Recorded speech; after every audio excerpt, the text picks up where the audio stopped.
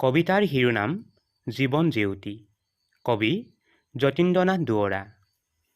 গোটোৱা গোলাপ কলি থাকোঁতে সময় সখী জীৱনৰ সোঁত বলি যায়।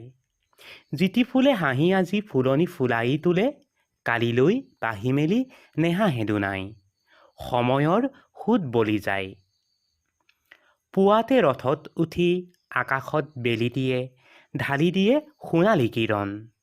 দুপৰীয়া পাৰ হ'লে উষাহ মোলান পৰি পশ্চিমত জিলিকাই হেঙুলি ৰহন আঁতৰিল পুৱাৰ কিৰণ। জীৱনৰ লগে লগে তপত তেজৰ সোঁতে পৰাণত কঁপনি তোলাই।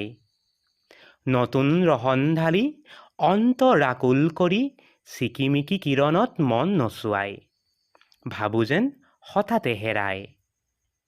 আবেলি আহিলে ধীৰে আন্ধাৰৰ আৱৰণে জগতৰ জেউতি কমাই।